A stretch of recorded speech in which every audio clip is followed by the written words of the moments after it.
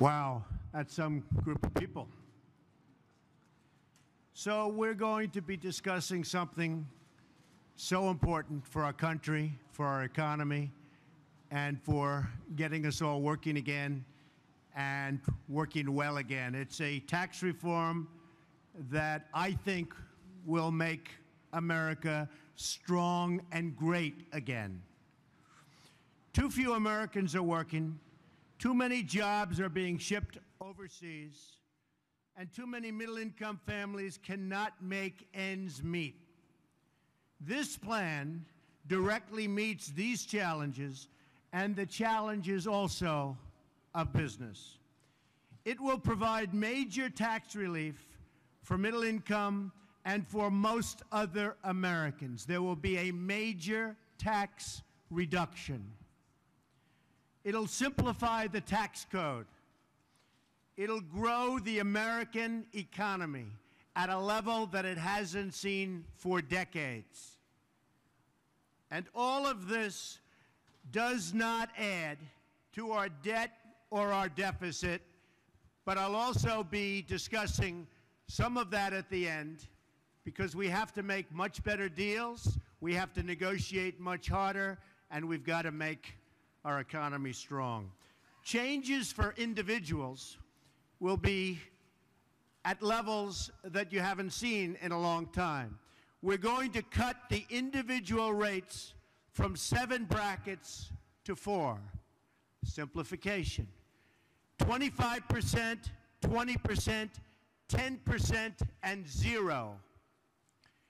If you're single and earn less than $25,000 per year, or married and jointly earn less than $50,000. So, very important. If you're single and earn less than $25,000, or married and jointly earn less than $50,000, you'll not pay any income tax, nothing. This eliminates very strongly and quickly the marriage penalty, very unfair penalty. It eliminates the AMT, which is the alternative minimum tax. It ends the death tax. It's a double taxation. A lot of families go through hell over the death tax. It reduces or eliminates most of the deductions and loopholes available to special interests and to the very rich. In other words, it's going to cost me a fortune, which is actually true, while preserving charitable giving and mortgage interest deductions, very importantly. It ends the current tax treatment of carried interest. Those are the hedge fund folks that I've been talking about for quite a while. They make a lot of money, carried interest. So it ends the current tax treatment of carried interest for speculative partnerships that do not grow businesses or create jobs and are not risking their own capital. Changes for business. Now, so important, because it's all about business, it's all about jobs. We have 93 million people in this country that are in serious trouble, that want to work, they can't work. So for business, no business of any size, from a Fortune 500 company to a mom and pop shop, to a freelancer living from gig to gig, will pay more than 15% of their business income in taxes. Big reduction. A one-time deemed repatriation of corporate cash held overseas at significantly discount, which is coming back at a significantly discount, 10%. So it comes back discounted at a 10% tax rate and ends the deferral of taxes on corporate income earned abroad. Now, it's called corporate inversion. It's a huge subject. I've been watching politicians now for years. All talk, no action politicians. I've been watching them for years talking about bringing this money back. The number is probably $2.5 trillion. Everybody agrees it should come back. Republicans, Democrats, everybody. They can't make a deal. They don't know how to go about making a deal. The reason companies aren't bringing it back is the tax is onerous. It doesn't make sense to bring it back. And in fact, many companies are leaving the United States. They're leaving our shores to go and collect their money. They're actually moving out of the United States for two reasons. The taxes are too high, and because they have tremendous amounts of money that they can't bring back into this country when everybody wants them to bring it back in. It's called leadership. We will have that money brought back in. As an example, I have millions of dollars overseas. I can't bring it back into this country. We file papers. We've been doing this for a year and a half. You can't get it back in. So the money stays in other countries, and that's what happens. Not good for us. The level of leadership that we need to get things like this done is so important.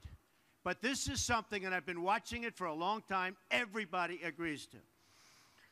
We also reduce or eliminate some business loopholes, many of them actually, and deductions made unnecessary or redundant by the new lower tax rate on business income. The tax rate now is so low that a lot of these deductions, which are complicated, which don't make sense, and which are unfair, are gone.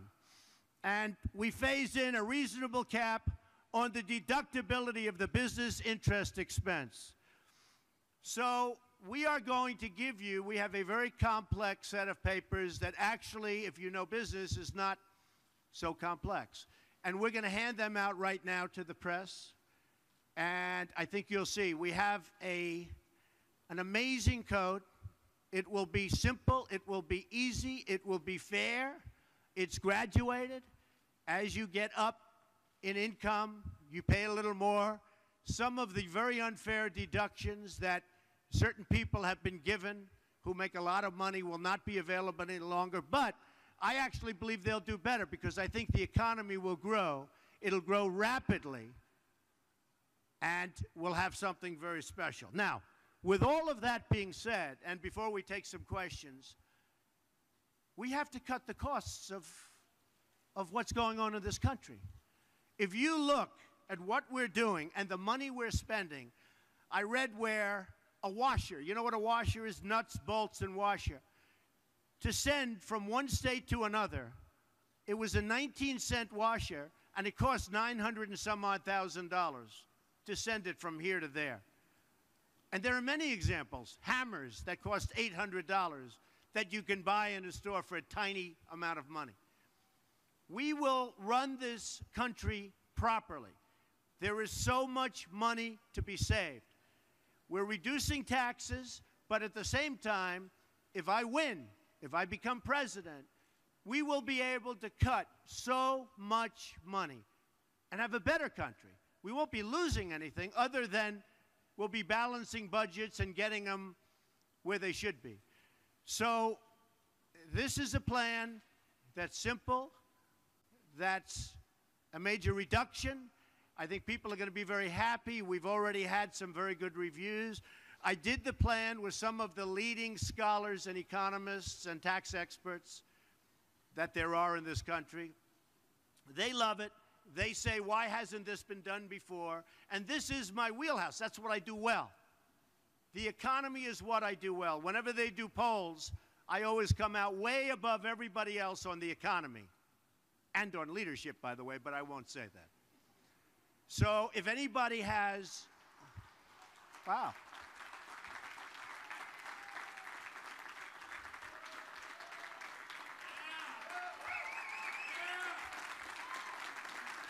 Thank you. That's amazing. That's some of the press was actually clapping. I never saw that. I don't think I've ever seen that before. All right, why don't we take some questions from the press? Yes, go ahead. No, I'm not going to do that yet. I have to get their approval. But we have some of the top people in the country worked on this. Well, we're looking at a 3%, but we think it can be 5, it could even be 6. We're going to have growth that will be tremendous. And by the way, if we have more than 3, these numbers are really spectacular. And one of the things that they don't take into account in any big league fashion is the cutting. There is so much waste in government that I believe when I get in there, I'll be able to cut, without losing anything, to cut tremendous amounts off of the, and we're not even showing anything for that. So they're very conservative numbers. Yes, Sarah.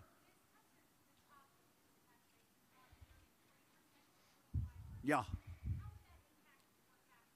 My taxes will, first of all, I'll have a much simpler tax statement. It'll be much simpler. When I do my return, it'll be my returns go up to the ceiling and beyond, which is ridiculous. And you spend millions of dollars at a high level on lawyers, accountants, and everything else.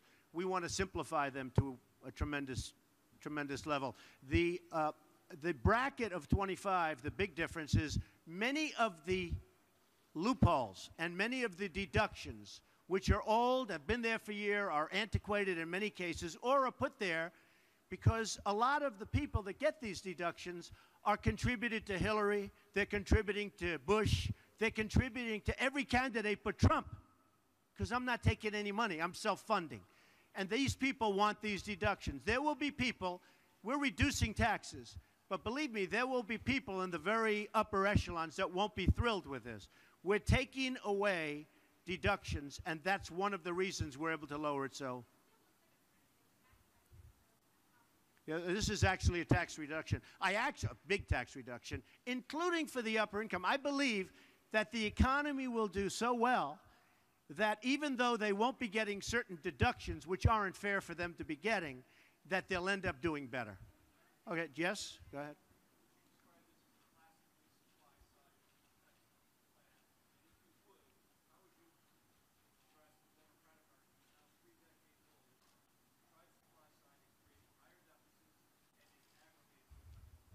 I just think this is a common sense approach. You know, we could say supply side. You could say there's 15 different names given out for different kinds of reductions or increases. I don't think it's supply side or anything else. I think this is a common sense, well thought out tax proposal that's going to trigger the economy, going to make everybody go back and really want to work. It's going to create tremendous numbers of jobs.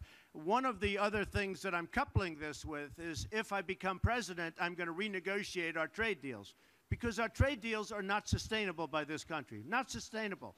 We cannot continue to let our jobs go to all of the different countries. There's not a country that we negotiate with that doesn't make a better deal. Everybody. We lose money with everything. I'm also going to renegotiate some of our military costs because we protect South Korea. We protect Germany. We protect some of the wealthiest countries in the world, Saudi Arabia. We protect everybody. We protect everybody. And we don't get reimbursement. We lose on everything.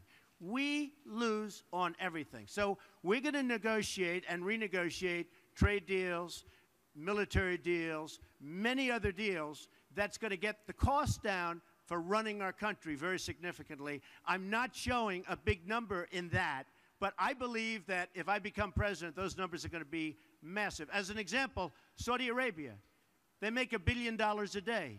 We protect them. So we need help.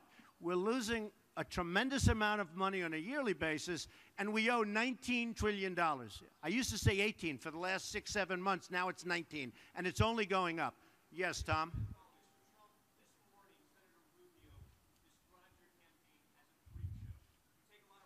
Well, now, Senator, look, Senator Rubio is a lightweight. We understand that. He wouldn't be able to do this. He wouldn't know a trade deal from any other deal.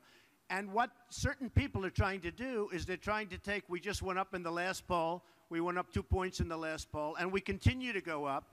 In the NBC poll, I think we went from 26 to 29.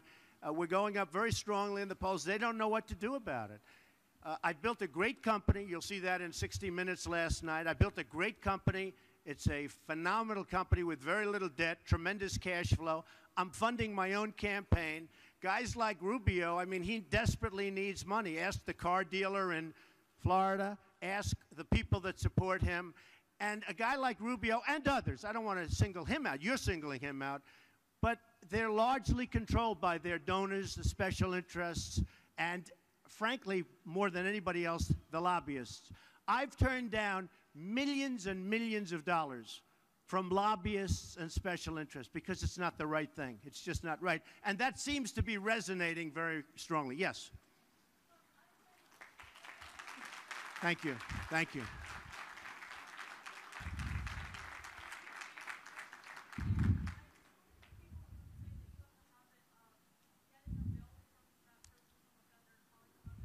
I negotiate. It's true. I do. I get bills from people and I negotiate. Or is that a bad thing? The country should do that. Yeah, I would. I'd bring that same attitude to the White House. It's true. She said, I have a habit. When you get a bill, you call up and you negotiate. To me, that's a compliment. No, I want to take that thinking to the White House. I would bet you we could save 20% of our budget. I could even say more, but we could save a tremendous amount. That has to be the attitude our country has. You can't spend millions and millions of dollars on doing something that you can do for $2,000. You know, when you look at costs, we just spent $1 million building a soccer field, okay? A soccer field for our prisoners that happen to be in Guantanamo, okay? I don't like that. What do you need $1 million for? Level out the surface, let them play, if they have to play at all, okay? What do you need to spend $1 million? We just spent, it's a story today, $1 million on a soccer field. How do you spend $1 million doing a soccer field? You have a level piece of land. Throw them a ball, let them play soccer, if they have to play at all. Why are they playing soccer is my question. Okay. Yes, sir, go ahead. No, it's too long. You don't have time. You're not time. All right, go ahead. Why don't you go ahead? Right.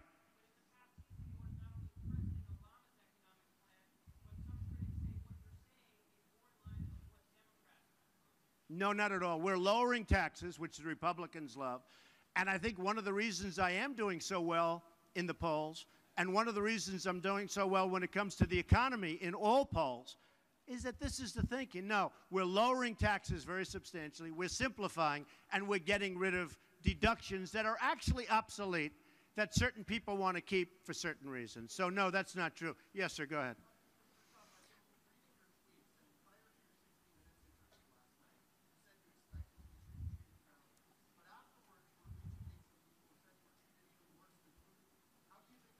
Well, Putin was interviewed and I was interviewed last night. I thought Charlie Rose did an excellent job, but I thought his was a softer interview. Scott Pelley interviewed me. I thought Scott was terrific. I mean, it was a tough interview, but I thought he was very fair. And I thought the piece was very good. Yeah, go ahead. Why is he harder on me than Putin? I would say because Putin is a nicer person than I am. Okay, go ahead.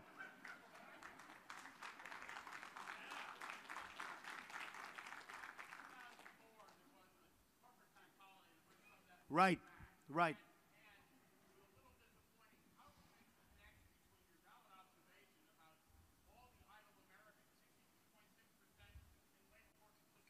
It's the worst in 36 years. Okay. Well, it's a good question, and you can connect the dots. But I guess it has been probably since '04, you know, you're talking about 10, 11, 12 years, that people have wanted to bring the money back into the country.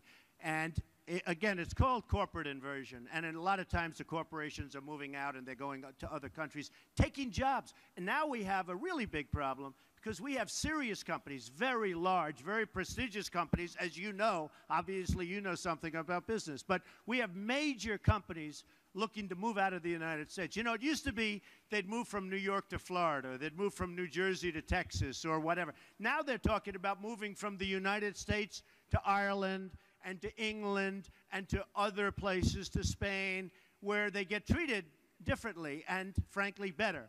And they're doing that for a number of the reasons, but one of the reasons, one of the big reasons, as you know, is taxes. One of the other reasons is to get all of this cash that they've built up and they can't get back into our country. And when this money comes back into our country that everybody wants, it's going to be put to work in our country largely. It can go other places, but largely. And I think it'll be an amazing boon. Now, here's the other thing. They think it's $2.5 trillion.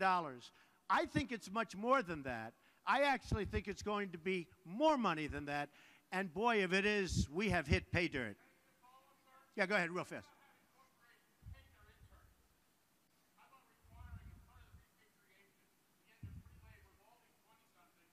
Well, you know, when you end the repatriation, when you get the money coming back in, beyond, tremendous things happen. Sarah, go ahead.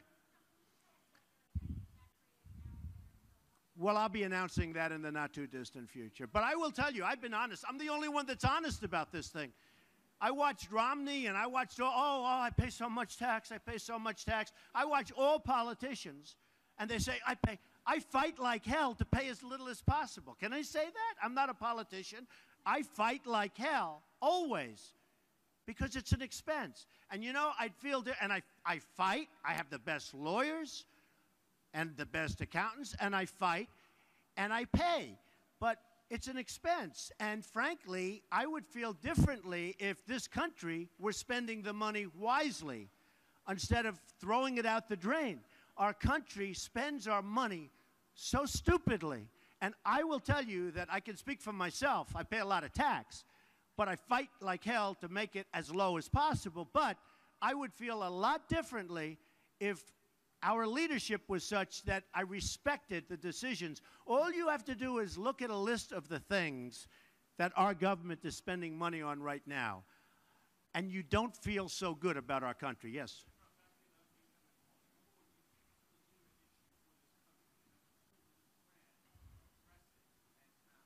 Well, I'll tell you what, in terms of income inequality, we're going to create a lot of jobs. You know, right now, we have a false 5.4, 5.3, 5.6. Every month is different. It is such a phony number because when people look and look and look, and then they give up looking for a job, they're taken off the roll. So the number isn't reflective. I've seen numbers of 24%. I actually saw a number of 42% unemployment. 42%. And it could be because when you're looking for a job and you go around and you look and you look and you fight and you want to work and you want to take care of your family, and then you can't get the job, and you know what I'm talking about because you're shaking your head, and you can't get the job, essentially, for statistical purposes, you are considered employed. So then I read, every time it comes out, I hear 5.3% unemployment. That is the biggest joke there is in this country. That number is so false. And, you know, people ask, how come Trump is doing so well, and Carson and others? How come they're doing? You know why they're doing well? Because people are tired of political speak. They're tired of that. And the worst example of it, one of the worst examples of it, is the phony unemployment rate. The unemployment rate is probably 20%. But I will tell you, you have some great economists that will tell you it's 30, 32, and the highest I've heard so far is 42%. There's anger out there at the job picture. Now, one other thing. With that being said, China, Japan, Mexico, Brazil, these countries are all taking our jobs like we're a bunch of babies. That will stop. People will treat us fairly if I become president. We are losing our jobs. We're losing our base. We're losing our manufacturing. All of that will stop. Yeah, go ahead. Well, this is number one, it's simplification. Number two, what I'm really doing is the big picture, because corporations now are going to start having an incentive to create jobs. They're going to have an incentive also to stay in this country. They're going to spend, well, if they provide bigger dividends, people are going to have more money to spend. So that's not so bad either. If a corporation gives out a bigger dividend, that's great. Mr. Jones gets a bigger dividend, he's going to have more money to spend in the economy. So that's good. Yes, ma'am. Should Chris Christie what?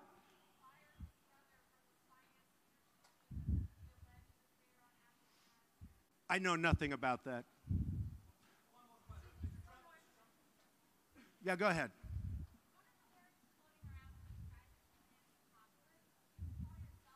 No, I'm not a populist. No, I'm not.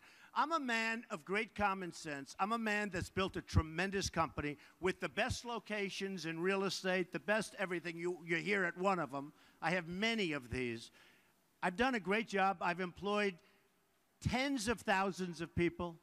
I employ now thousands and thousands of people. I've done a good job, but I wouldn't say populist at all. I would say I'm a man of common sense. I'm cutting taxes. I'm going to create a lot of jobs. I'm going to get rid of a tremendous amount of waste. And I'll tell you what, the waste that I get rid of, is going to have a huge impact. And I'm not even putting that in my numbers. So I think it's going to be terrific. All right, how about one more question? Go ahead. Yes, the motor industry. That's a beautiful way of describing it, the motor industry. Where are you from? England. I love oh, what a beautiful accent. No, I want to get the industry, we call it the automobile industry, but I want to get the automobile industry to build factories here. As you know, Ford is building a $2.5 billion factory in Mexico. Mexico also took a big plant out of Tennessee, and Tennessee thought they were going to get it, and they didn't. I want the motor companies, as you would say, or the automobile companies, to build their plants in the United States. I don't want Nabisco leaving for Mexico or any place else. I want these companies not to leave Chicago, not to leave Michigan, not to leave New Hampshire and Iowa and South Carolina and all of these places where they're leaving and they're going to other countries. I want them to stay here, and they will stay here, and they'll be so happy. Ladies and gentlemen, thank you very much. It's been a great honor. Thank you. Thank you. Thank you.